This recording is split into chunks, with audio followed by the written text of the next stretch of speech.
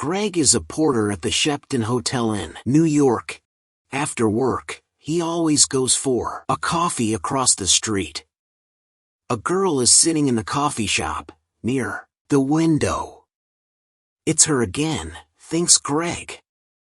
She's here every afternoon. I'm going to say hello.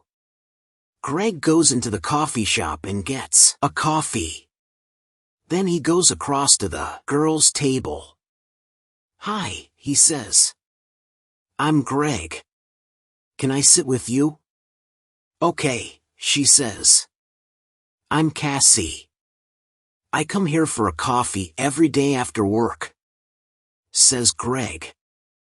"I'm a porter at the Shepton Hotel." He smiles. "You have beautiful green eyes." "Have I?" she says. She doesn't smile. "Is something wrong, Cassie?" he asks. "You don't look very happy." It's nothing," she says. "Tell me," says Greg. "Maybe I can help?" "Well..." she begins. "Go on," says Greg. "My stepfather is staying at the Shepton Hotel," she says. "He has my sketchbooks. I'm an artist. When I ask him to give them to me, he says, 'No. I want you to come back home to Boston.' But I don't want to go back to Boston. He's not nice." "How long is he going to be at the hotel?" asks Greg. "2 more days," says Cassie. "He's in room 724. "Maybe I can get the sketchbooks for you," says Greg. "Maybe I can get into his room." "Can you?" she says. "Meet me here tomorrow afternoon at 4:30, says Greg. "Okay, thank you," says Cassie. "Thank you very much." She looks at her watch. "I've got to go now. See you tomorrow."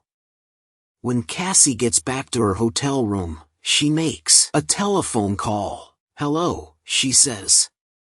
"It's me." "It's okay, the boy's going to do it." "Yes, I'm going to get them from him tomorrow afternoon." "Okay, I can meet you there the morning after, at 10 a.m. Don't forget to bring the money, $2,000. Next morning, Greg arrives at work early. He goes to find room 724. "I have to wait for Cassie's stepfather to go out," he thinks. "I don't know his name, but it doesn't matter." Greg watches the door of room 724. He sees the girl come to clean the rooms.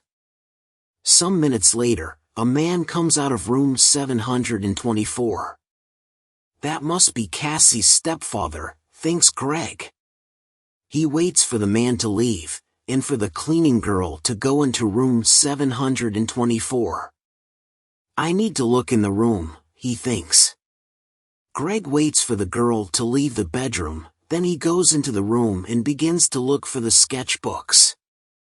"I must be quick," he thinks. "Where are they?" Suddenly, Greg sees the sketchbooks by the bed. "Got them," he thinks. He begins to look at the pictures. Wow! Cassie is a great artist. These are good. Greg is leaving the room when he hears the cleaning girl call out to him. "Hey," she says. "What are you doing? Come back." Greg does not stop. Greg finishes work that afternoon and leaves the hotel through a door in the next street. When he gets near the front of the hotel, he sees the man from room 724. That's him again, thinks Greg. That's Cassie's stepfather. Greg waits for the man to go into the hotel, then he goes to the coffee shop.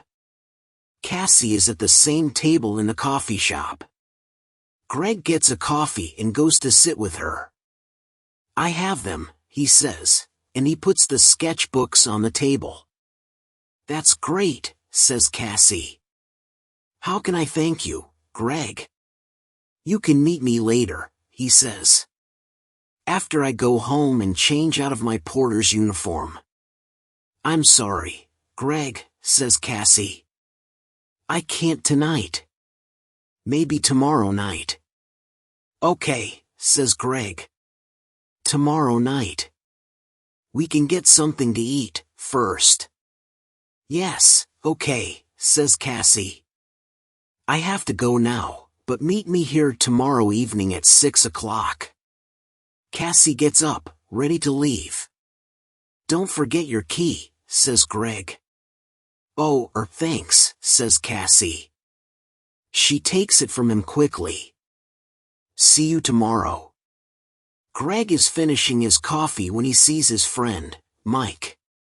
You're in trouble, Greg, says Mike. Jake Russo's sketchbooks are not in his room 724. And there are CCTV pictures of you coming from that room. Who is Jake Russo? Asks Greg. Suddenly he's not feeling very well. An artist, says Mike. His pictures sell for thousands of dollars. And his sketchbooks sell for thousands, too.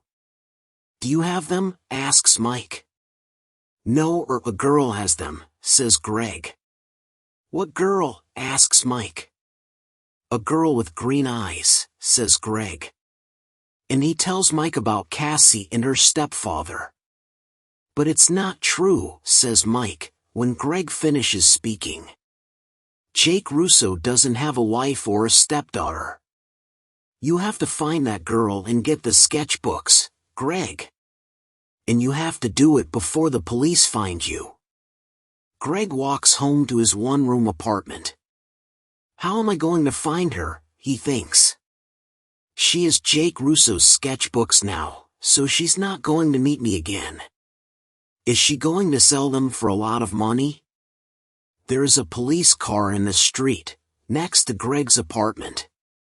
Oh, no, he thinks. They're waiting for me. I can't get into my apartment now. That night, Greg sleeps on a train in the subway. But early the next morning. Hey, you, says a man. He's the subway cleaner. Get up. You can't sleep here all day. Sorry, says Greg.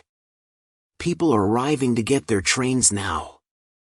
One of them stops and looks at a photograph in his newspaper and then at Greg.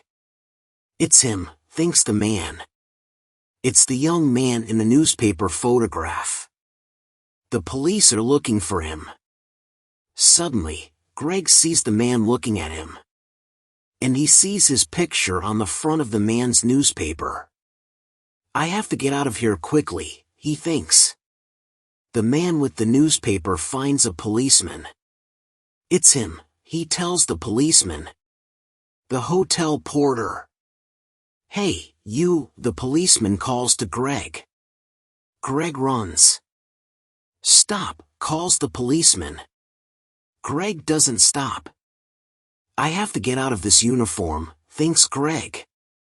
People know I'm the porter. Maybe Mike can give me something different to wear. When he gets to Mike's apartment, Mike opens the door. I need something to wear, Greg tells him. I can't go back to my apartment. My picture's in the newspaper. Yes, I know, says Mike. It's okay. Come in. Where's the girl? Asks Mike.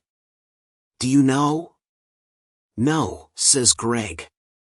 What can you remember about her? Says Mike. There must be something to help you find her. Yes. Greg says, suddenly. Her key. A key to a room in the Dolphin Hotel. It's a small, cheap hotel near 42nd Street. She must be staying there. What's the time? Nearly 9 o'clock, says Mike. Maybe she's there now, says Greg. I have to go. Thanks, Mike. 20 minutes later, Greg is near the Dolphin Hotel. Am I too late? He thinks. Suddenly, Greg sees Cassie come out of the hotel. Cassie, he calls. Wait. I have to talk to you. Cassie sees him, but she doesn't stop. There is a car waiting for her. She says something to the driver and gets into it quickly. Oh, no, says Greg. Pier 83, says an old man in the street. Greg looks at him. What? The girl is going to Pier 83, West 42nd Street, for the Circle Line boat, says the old man. Greg smiles. Thanks, he says. And he begins to run. Greg runs all the way to Pier 83. People are getting onto the boat, and he gets a ticket. On the boat, Greg looks for Cassie. But a woman with a newspaper is looking at him. It's the young man in the picture, she tells the man with her. Call the police, Eddie. The man gets his phone and calls the police. Sometime later, Greg sees Cassie. She is talking to a man. But Greg does not see two policemen get on the boat. They quickly find Greg. Where are Jake Russo's sketchbooks? The first policeman asks him. I don't have them, says Greg. You don't want me. You want her. She has the sketchbooks. Hey, look. He's right, says the second policeman. The two policemen move quickly to Cassie and the man. I don't understand, says Cassie. How? The two of you are coming with us, says one of the policemen. You're in trouble. Later, Greg and a policeman take the sketchbooks back to the hotel. Jake Russo is very happy to see them again. I'm sorry, Mr. Russo, says Greg, and tells him everything. It's okay, says the artist, smiling. But stay away from girls with beautiful green eyes. Thanks for watching. Please like and subscribe for more videos.